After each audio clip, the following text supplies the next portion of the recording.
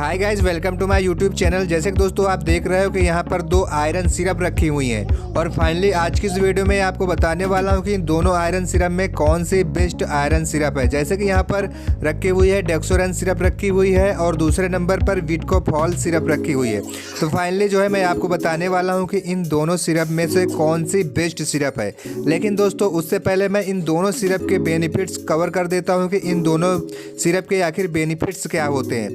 दोस्तों अगर इनके बेनिफिट्स की बात करें तो यह एक आयरन बूस्टर सिरप है, यानी हमारे बॉडी में आयरन को बहुत जल्दी डेवलप करते हैं, यानी आरबीसी रेड ब्लड सेल्स को बहुत जल्दी जो है डेवलप करते हैं। रेड ब्लड काफ़ी जल्दी से इंक्रीज़ होने लगते हैं अगर हम इन सिरप का यूज़ करते हैं। जैसे कि यदि आपको वीकनेस महसूस होता है, कमज़ोरी है, तो कमज़ोरी को दूर करने के लिए भी इन सिरप का प्रयोग किया जाता है। यदि आपको पीलिया हो गया है तो पीलिया की कंडीशन में भी इन सिरप का प्रयोग किया जाता है। पीलिया में अक्सर क्या होता है कि हमारे बॉडी में रेड ब्लड सेल्स की मात्रा बहुत कम रह जाती है, जिस कारण हमारी बॉडी जो है पीली सी पड़ने लगती है। तो पीलिया को दूर करने के लिए भी हम इन सिरप का प्रयोग करते हैं और इसका प्रयोग जो है ओल्डर्स में भी करवाया जाता है। जैसे कि ओल्डर्स में अक्सर क्या होता है कि उनके बॉडी में vitamin B12, red blood cells and जो है कभी कभी क्या होता है कि फोलिक एसिड ये सब कम होने लगता है।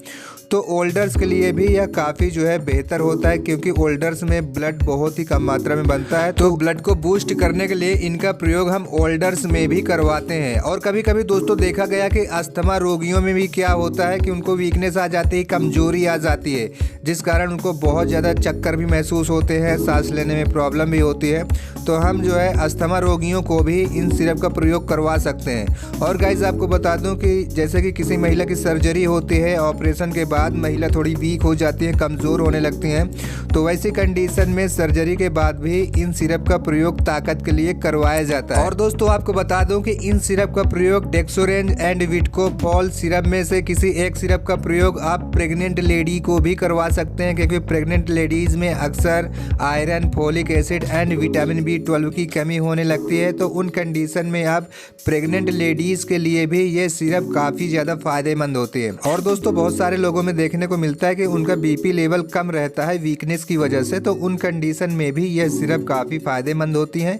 या फिर जिनका बीपी लेवल बढ़ा भी रहता है तो वैसे लोग भी इस प्रकार की सिरप बेसिकली जो है यूज़ में ले सकते हैं, उससे उन्हें कोई भी प्रॉब्लम नहीं होने वाली है। और दोस्तों बहुत सारे लोगों में अक्सर ये भी देखने को मिलता है कि नॉर्मल वीकनेस के कारण उनके जॉइंट्स में पेन बना रहता है, हाथ पैरों में दर्द होता है, तो उन कंडीशन में भी जो है इन सिरप का प्रयोग बेसिकली किया जा सकता है। अब दोस्तों मैं आपको बता देता हूं कि इन सिरप में से, इन दोनों सिरप में से कौन सी सिरप बेस्ट है। तो गाइज आपको बता दूं कि ये दोनों सिरप बेस्ट है। आप चाहे डेक्सोरेंज परचेज कर लें या फिर आप जो है विटकोफॉल सिरप परचेज कर लें, ये दोनों ही बहुत ही ब्रांडेड कंपनी की सिरप हैं और बेसिकली ये दोनों सिरप बहुत ही अच्छी सिरप हैं। तो बेसिकली जो है आप इन दोनों सिरप में से किसी भी एक सिरप का चुनाव कर सकते हैं। ये दोनों सिरप बहुत ही बेस्ट सिरप होते हैं। और गाइज बात करें अगर हम इसके डोज के बारे में, तो इन दोनों सिरप का जो डोज है एडल्ट में 2-2 ढक्कन सुबह शाम, यानी 10-10 ml सुबह शाम बेसिकली खाना खाने के बाद लिया जा सकता है।